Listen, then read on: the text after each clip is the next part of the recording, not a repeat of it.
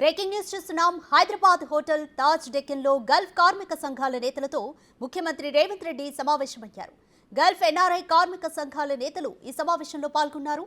TPCC working president MLC Mahesh Kumar Goud, Nizamabad MP అభ్యర్థి Jeevan Reddy, MLA ఆది శ్రీనివాస్ ఈ సమావేశానికి హాజరయ్యారు. గల్ఫ్ వెల్ఫేర్ బోర్డు ఏర్పాటు చేయాలని కార్మికులను సీఎంను కోరారు.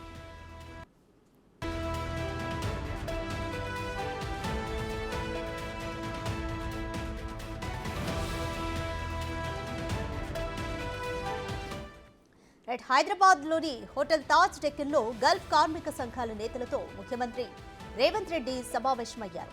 గల్ఫ్ ఎన్ఆర్ఐ కార్మిక సంఘాల నేతలు ఈ సమావేశంలో పాల్గొన్నారు. టీపీసీసీ వర్కింగ్ ప్రెసిడెంట్ అలాగే ఎమ్మెల్సీ మహేష్ కుమార్ గౌడ్, నిజామాబాద్ ఎంపీ అభ్యర్థి జీవన్ రెడ్డి, ఎమ్మెల్యే ఆది శ్రీనివాస్ ఈ సమావేశానికి హాజరయ్యారు. ఈ సమావేశానికి సంబంధించి మోర్ డీటెయిల్స్ మా డిప్యూటీ బ్యూరో చీఫ్ సాదిక్ అందిస్తారు. సాదిక్. రాధిక, ప్రధానంగా గల్ఫ్ సంబంధించిన కార్మికుల యొక్క పూర్తి స్థాయిలో వాళ్ళు బాగు చేసే లక్ష్యంగా రేవంత్ రెడ్డి సర్కారు ప్రణాళికబద్ధంగా ముందుకు పోతుంది. అందులో భాగంగానే గల్ఫ్ కార్మిక సంఘాలతో ముఖ్యమంత్రి పిసిసి చీఫ్ రేవంత్ రెడ్డి సమీక్షా సమావేశాలు నిర్వహిస్తున్నారు. కార్మిక సంఘ నేతలకు కూడా చర్చిస్తున్నారు. చాలా మంది తెలంగాణ ప్రాంతం నుంచి గల్ఫ్ కు వెళ్తున్నట్టు పరిస్థితి కనబడుతుంది. సో అక్కడికి వెళ్ళిన తర్వాత ఉద్యోగాలు లేక చాలా తీవ్రమైనటువంటి నిరాశ నిస్పృహలకు ఉండడం, అదేవిధంగా కొంతమంది అక్కడ మరణిస్తే తిరిగి మళ్ళీ స్వదేశానికి రాకపోవడం లాంటి సమస్యలు వస్తున్నాయి. సో తెలంగాణకు ఎప్పటి నుంచో కూడా ఈ సమస్య ఉంది. దీన్ని పరిష్కరించాలని గత పాలకులు ఎంతో ప్రయత్నం చేసినప్పటికీ అది సక్సెస్ కాలేదు. కానీ రేవంత్ రెడ్డి మేనిఫెస్టోలో పెట్టడం జరిగింది. అంతేకాకుండా ఎన్ఆర్ఎల్ పక్షాన ప్రభుత్వం అండగా ఉంటుందని కూడా పీసీ చీఫ్ గా ఎన్నికల కంటే ముందు కూడా హామీ ఇవ్వడం జరిగింది. అనుకున్న మేరకే ఎన్నికల్లో ఇచ్చినటువంటి హామీ మేరకు ముఖ్యమంత్రి రేవంత్ రెడ్డి అయితే పూర్తి స్థాయిలో అయితే ఎన్ఆర్ఐలను ఆదుకోవాలి, ఎన్ఆర్ఐ పాలసీ ఒకటి తీసుకురావాలి. అదేవిధంగా ఇతర దేశాలకు వలస వెళ్లే కార్మికులకు స్కిల్డ్ కార్మికులను ఎగుమతి చేసే లక్ష్యంగా ఒక స్కిల్ డెవలప్మెంట్ సంబంధించిన ఇన్స్టిట్యూట్ పెట్టాలని కూడా ముఖ్యమంత్రి రేవంత్ రెడ్డి భావిస్తూ ఉన్నారు. ఇప్పటికీ ఈ అంశం పూర్తి స్థాయిలో చర్చలు కూడా జరిగింది. తెలంగాణ రాష్ట్రానికి ఒక స్కిల్డ్ సంబంధించిన ఇన్స్టిట్యూట్ని ఏర్పాటు చేయాలి. స్కిల్డ్ లేబర్ను ఇతర దేశాలకు పంపించడం ద్వారా వారికి మరిన్ని ఉద్యోగాలు కూడా ఇతర దేశాల్లో వాళ్ళకు వచ్చే అవకాశం ఉంది. తద్వారా వారిలో కొనుగోలు శక్తి పెరుగుతుంది, బార్గెనింగ్ కెపబిలిటీ పెరుగుతుంది. సో తెలంగాణ సంబంధించినటువంటి మానవ వనరులు మరింత ఉత్పన్నం అవుతాయని కూడా భావిస్తుంది కాంగ్రెస్ ప్రభుత్వం. ఈ నేపథ్యంలోనే ఆయన ఈరోజు గల్ఫ్ సంబంధించిన కార్మికులతో ఇంటరాక్ట్ అవుతున్నారు. అక్కడి కార్మిక సంబంధించినటువంటి అంశాలన్నిటికీ కూడా పొందుపరుస్తూ ఉన్నారు. గత ప్రభుత్వం కూడా ఎప్పటికో ఎన్ఆర్ఐ పాలసీ తీసుకొస్తుందని అనేకమైనటువంటి అంశాలపైన కూడా ప్రజాధనాన్ని దుర్వినియోగపరిచారు. కేరళ ఇతర రాష్ట్రాలకు తిరిగి అధికారులు వచ్చారు, కానీ ఎన్ఆర్ఐ పాలసీ మాత్రం తీసుకురాలేదు. ఎన్ఆర్ఐలు కూడా ఇంకా అట్లనే కూనరిల్లుతున్న పరిస్థితి కనబడుతుంది. సో మన దగ్గర ఇప్పుడు లైవ్లో మాట్లాడడానికి ప్రొఫెసర్ రియాజ్ గారు ఉన్నారు. రియాజ్ గారిని అడిగి తెలుసుకుందాం.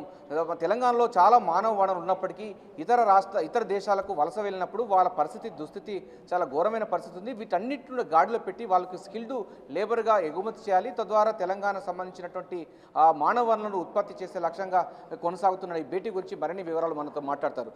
రియాజ్ గారు, నిజంగా చెప్పండి, తెలంగాణ వనరులు అన్నీ కూడా ఒకప్పుడు సమాఖ్య రాష్ట్రంలో కానీ తెలంగాణ రాష్ట్రంలో కేసీఆర్ ప్రభుత్వంలో బొంబాయి, బొగ్గుబాయి, దుబాయ్ అని కేసీఆర్ అనేవాడు.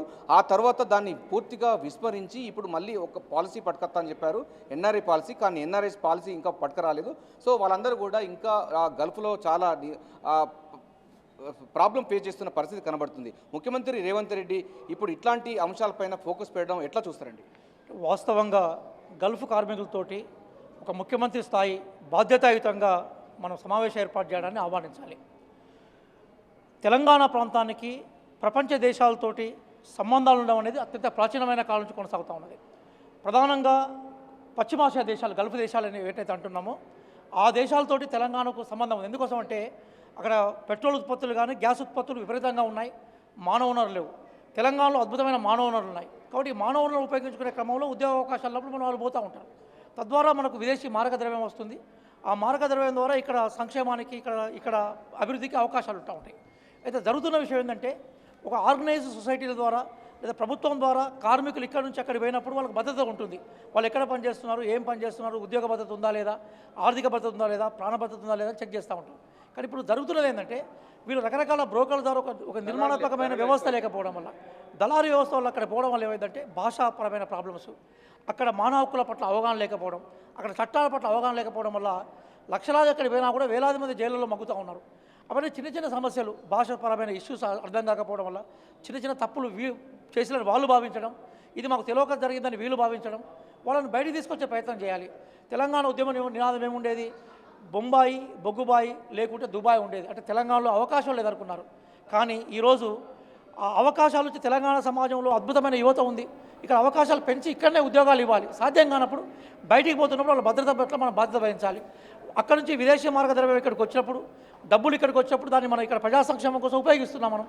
మరి అక్కడ వాళ్ళకి ఇబ్బంది అయినప్పుడు మనం చూసుకోవాలి కదా. గారు ఇటీవల కూడా స్కిల్డ్ సంబంధించిన ఇన్స్టిట్యూట్ కూడా ఏర్పాటు చేయబోతున్నాము. ఇక్కడ నుంచి వెళ్ళి ఆ కార్మికులందరూ స్కిల్ లేబర్గా ఇతర దేశాలకు ఎగుమతి చేసే అంశాన్ని కూడా పరిశీలిస్తామని కూడా చెప్పడం జరిగింది. కాంగ్రెస్ పార్టీ మేనిఫెస్టో సభ్యులు కూడా నేను. అందులో చాలా క్లియర్గా ప్రభుత్వం ఈరోజు స్కిల్స్ యూనివర్సిటీని ఏర్పాటు చేసే ప్రయత్నం చేస్తున్నది. స్కిల్స్తో పాటుగా విదేశీ చట్టాల పట్ల మనకు అవగాహన కల్పించాలి. విదేశాలకు పోయే వాళ్ళకి మనం ఆర్థిక భద్రత చేకూర్చే ప్రయత్నం చేయాలి. వాళ్ళు ఎక్కడెక్కడ పనిచేస్తున్నారు, వాళ్ళకి ఇన్కమ్ ఎట్లా వస్తుంది, వాళ్ళ కుటుంబ సభ్యులు ఎట్లా ఉంటారనే విషయం గుర్తుపెట్టుకోవాలి. మేనిఫెస్టోలో ఇంకో విషయం కూడా చెప్పాము మేము.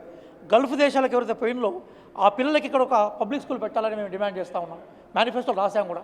దాంతో పిల్లల చదువు మంచిగా ఉంటుంది, వాళ్ళు కూడా అక్కడ మా పిల్లలు మంచి చదువుకుంటునే ఒక సంతోషకరమైన వాతావరణంలో ఉంటారు.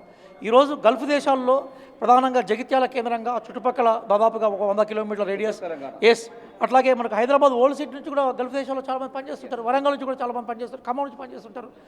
వాళ్ళు భారతదేశం నుంచి అక్కడికి పోయి పనిచేసి ఇక్కడికి మనకు విదేశీ నిధులను పంపిస్తున్నప్పుడు వాళ్ళకి భద్రత ఇవ్వాలి కదా. ఇప్పటికీ జైల్లో ఎంతమంది ఉన్నారో మనకు సరైన సమాచారం లేదు. హాస్పిటల్లో ఎంతమంది ఉన్నారో సరైన సమాచారం లేదు. అక్కడ వాళ్ళ దోపిడీకి ఎంతమంది గురవుతున్నారో సమాచారం లేదు. వాళ్ళు వెనుకకు రావడానికి మార్గాలే ఉన్నాయో సరైన సమాచారం లేదు. కాబట్టి గల్ఫ్ కార్మికులతోటి ఈరోజు గౌరవ ముఖ్యమంత్రి రేవంత్ రెడ్డి గారు సమావేశం పెట్టడం, అంతమంది మహేష్ గౌడ్ గారు కూడా అక్కడికి పోయి బేసికల్గా కొంత ఎంక్వైరీ చేయడం.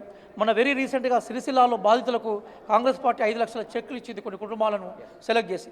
ఇవన్నీ కూడా పాజిటివ్ పరిణామాలు. రేపు కనుక మనం వీటిని గవర్నమెంట్ కంటిన్యూ చేస్తే మిగతా దేశాలకు కూడా ఇక్కడ స్కిల్ ఉన్నవాళ్ళు, చదువుకున్న వాళ్ళు పనిచేస్తారు.